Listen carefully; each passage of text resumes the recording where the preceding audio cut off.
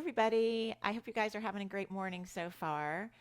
And today I wanted to talk to you about how I quit my 40-year caffeine addiction 5 years ago. Today is actually, I got a picture on my Facebook, and it was 5 years ago today that I quit caffeine and all coffee and have just been drinking water pretty much for the last 5 years, which is pretty amazing because I loved my coffee and I never really wanted to give it up, but there was a part of me that really did want to give it up. So I just want to give you a little bit of backstory about why I did it. Well, many of you know that I've struggled with all kinds of addictions, and I've really always been fascinated with the addictions and my brain. I've been studying my brain for almost 35 years because when I quit drinking when I was 22 years old, I I didn't know how I was going to live without alcohol, and I thought it was life was going to be so boring. But what I found was life was so much better without it. In fact, it was just amazing without it.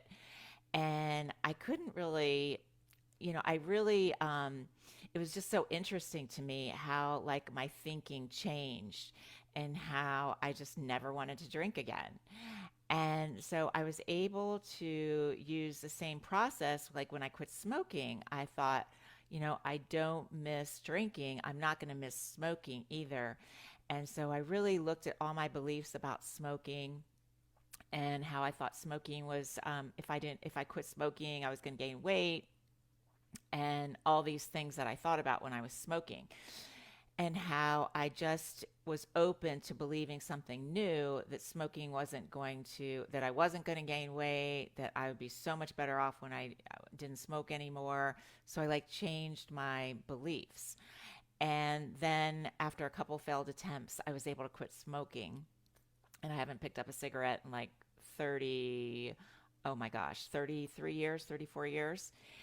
And then, and then I did the same thing with sugar, and I did the same thing with flour and throwing up and pot and all kinds of stuff. So I wanted to be able to quit the caffeine because I was tired of being dependent on it and thinking that I needed it because my beliefs about it were that I need coffee to have energy, I need coffee to wake up, I love my coffee. I need coffee to be social. And it was kind of like that same thinking that I had. But yet there were some consequences I was having.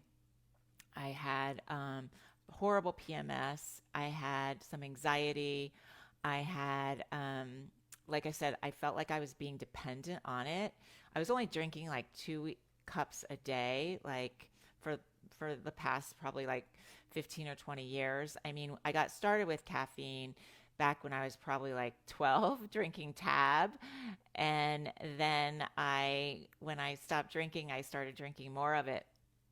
But yeah, so I really didn't want to be dependent on it anymore. And I was going to the dentist and they were scraping off all this stain, and it was really painful. And I was like, I just don't want to do this anymore. So, and I was getting older and I didn't want to feel I wanted to feel really good, in my 50s. I wanted to feel the best I've ever felt. And I knew that by giving up caffeine, I would feel really a lot better. So, what I did was I looked at all the thoughts I was having, and I shared some of those with you. I need coffee to wake up. I need coffee for energy. I love coffee. I like drinking coffee out of cups. I love um, I love coffee because it gives me a push, and coffee helps me focus, and coffee helps me exercise. Those were the main beliefs that I was having before I quit. So then I decided that I needed to come up with some new thoughts that I needed to practice. And so my thoughts were, they were bridge thoughts, thoughts that just would take me to the next level. I can learn to wake up without coffee. It's possible that I'll eventually have more energy than I ever did when I was drinking coffee. I'm learning to live my life. I'll learn to live my life caffeine free. I can still be social without coffee, and I'll learn to focus without coffee. So I just was open to believing that it was possible to live without it.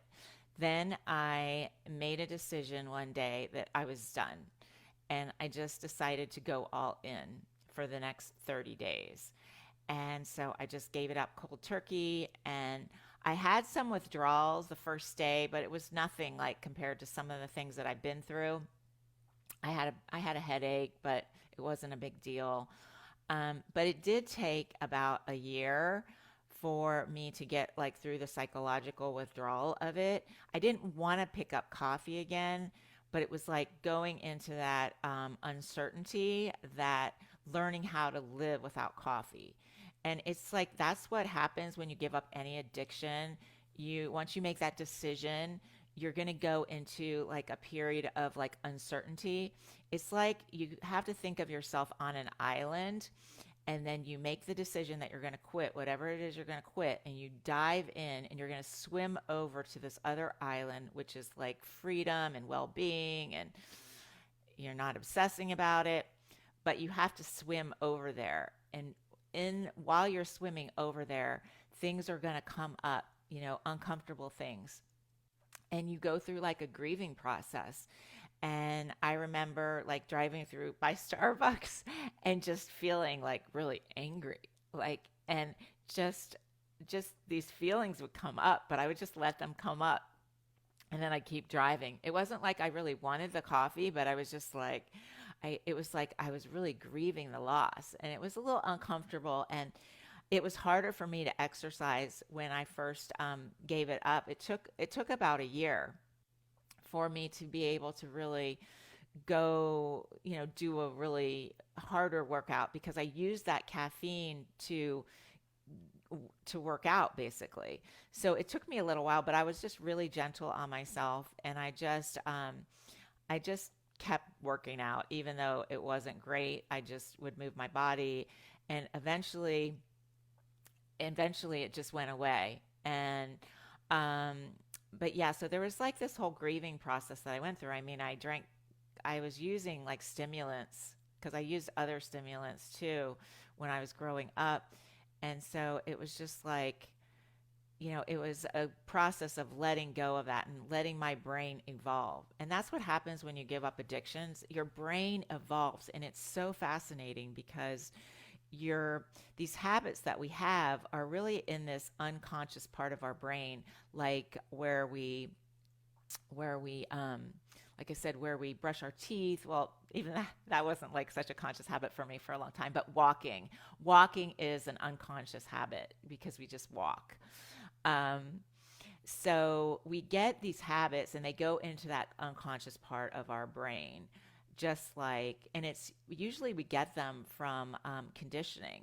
We get these habits, drinking coffee, whatever, sugar. We get it all from our conditioning through advertising, and then we get this like huge dopamine hit from these things. So it just registers in our brain that we're not. I don't really think that we're like diseased or anything. I think we have human brains, and our brain likes that dopamine hit. So the dopamine hit, it goes into that unconscious part of our brain where it just becomes a unconscious habit. And to make it conscious, you have to look at the ways you think about it, and then understand that the ways you think about things may not be accurate, that those might just be programmed thoughts in your brain that you've practiced for years and years and years. And I knew that for me with coffee, that those were just programmed into my mind for years and years. And I have nothing against coffee. My husband drinks it. I have nothing against it. But for me, because I'm fascinated by addiction and I love studying my brain, I wanted to see if I could do it. I wanted to see what it would be like on the other side. And so I went through like all that period of kind of like discomfort and just walked through that. And after about a year, it really started getting a lot better. And I just had more energy, and just now I have like way more energy than I ever thought I could have. And it helped me so much. Like there's so many benefits I've gotten. Like my emotions are definitely much calmer, and my anxiety is so much better. Like I have some anxiety, but like I know how to manage it. Um, when I go to the dentist, dentist appointments like are a breeze because there's no stain on my teeth. I never was a tea drinker, so I decided I didn't really want to start drinking tea because I never was, and why should I do that? So I just been drinking water, and I've just gotten really used to it. Like I just can't even imagine. That's the thing. Like when you pull those habits out of your unconscious part of your brain and take them into your conscious brain, and then you change them, then your new habit becomes your unconscious habit. So that's what I've done with pretty much everything. And now my unconscious habit is just to get up in the morning and drink water, and to drink water through the day. So it just became a habit. And like I said, you just have to make the decision and then swim over to this other place where is um, the new neural pathway in your brain where you don't want it. And you just, like I said, you get so used to it, you just don't even think about it anymore. And like I said, this process can be done with any addiction. The first part is really just to know where you are and know, like, your model where you are, and your coffee triggers thoughts about it, and those are your beliefs. And then it creates those feelings of desire for coffee when you think I love coffee, and it creates feelings of desire. So you drink the coffee, and then you basically your result is you need the coffee. So you keep, and those results look for evidence to believe those thoughts or those beliefs, if that makes sense. So you just create a new intentional model for what you want to believe. And I wanted to believe that when I saw coffee, I don't need coffee to wake up. I have energy without coffee. And that created feelings of determination, of motivation. And so I would drink the water, and then the result is that I don't need the coffee. And those are really my thoughts and my beliefs today, is that I'm not interested in drinking coffee. I don't need coffee to wake up. I don't need coffee to be social. I don't need to you know, have coffee for a treat or a break. And I don't have to hide behind my coffee cup anymore, because there's a part of me that was feeling like I was hiding behind my coffee cup, which is kind of strange, I know, but I really did. I believe that I was kind of hiding behind it. I was like scared to go out in the world or something. I don't know. But um, I really like changed my world. And the last 5 years of my life have really been the best years ever in terms of the way I feel. It's just really incredible. So I'm not saying that you have to give up coffee. This is really for people that, want to, that have tried and have failed, but that want to. Um, I just want to offer you hope and inspiration.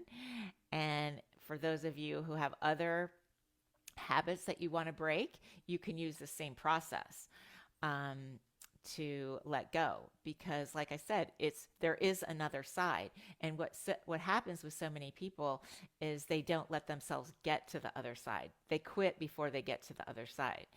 They get uncomfortable and they go back. And I see this all the time with people that drink, and people that struggle with their food or anything.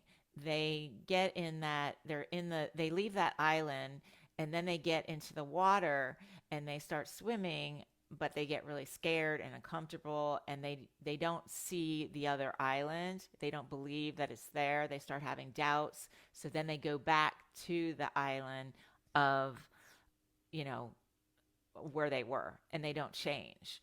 So just stay on that path. And this is for anything. This is for me, as I'm trying to build a business. I keep going in the water because I do believe that there's another side. And so I keep going and I keep moving forward, no matter how uncomfortable it gets, no matter what comes up for me. And I just want to encourage you, no matter what you're in the midst of, just to keep going and don't quit.